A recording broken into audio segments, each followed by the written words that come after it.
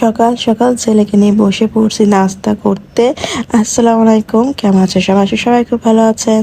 বাবুটা যে কি হয়েছে, মানে ও আমার হাতে ছাড়া এখন খেতে চায় না, কাপড় চুপড় করতে চায় না, মানে সব কিছু আমাকে করতে হবে। তো আজকে ও একদম আমাকে জ্বালায়নি আসলে।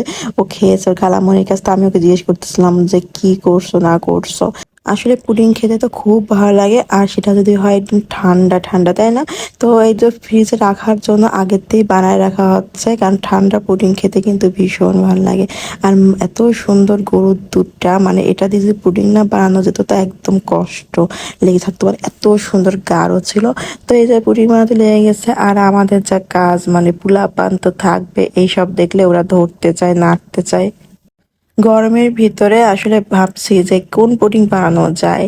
পরে ভাবলাম নারকেলেরটা নাকি ডিমেরটা। তো পরে ভাবলাম যে দুটোই করা যাবে, কিন্তু আগে এটা করি, কারণ এটা খাওয়ার জন্য অস্থির হয়ে গেছে এই ছোটজন।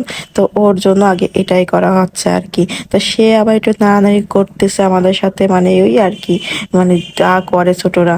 তো এখানে এই যে কেরামিন করার জন্য একটু চিনি দিয়ে বসায় দিল চুলোর পরে। এটা হালকা করে একটু কেরামিন করে নিলে বেশ ভালো লাগবে। তো দেখতে দেখতে আর কয়দিন পরেই হয়ে যাবে। কতদিন আসলাম বাবার বাসাতে, আসলে এখানে আসলে সময়টা যে কিভাবে চলে যায় বোঝাই যায় না। আর মনের ভিতরে অস্থিরতা শুরু হয়ে যায় আবার বাসায় নিজের ঘর সংসারে যাওয়ার জন্য।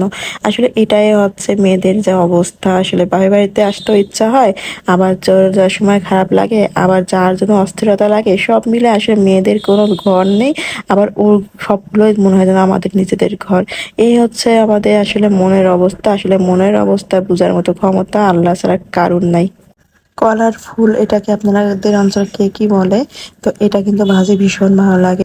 আর আমার একটা খুব বাজে অভ্যাস আছে, সেটা হচ্ছে আমি ভাতের সাথে এগুলো খেতে পারি না।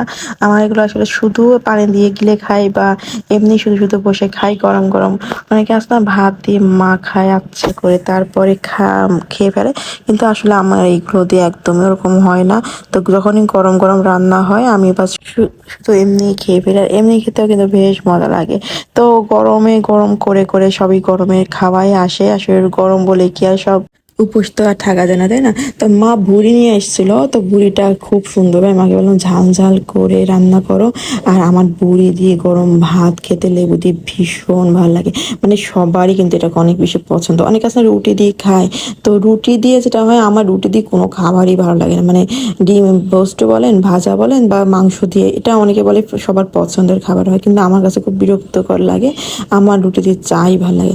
আর এটা দিয়ে তো গরম গরম ভাত খেতে ভীষণ মজা, আরও যদি হয় ঝাল ঝাল।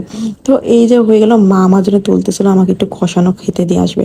তো আমি হচ্ছে বাবুকে ঘুম পাড়াচ্ছিলাম। তো তো মা আবার একটু উঠায় নিয়ে এসে আমাকে দিল। আসলে বাসাতে যে এরকম কষানোগুলো খাওয়া হয় না, এর মতো মজা আর কোনোটাই নেই। তো সবাই ভালো থেকো, আল্লাহ হাফেজ।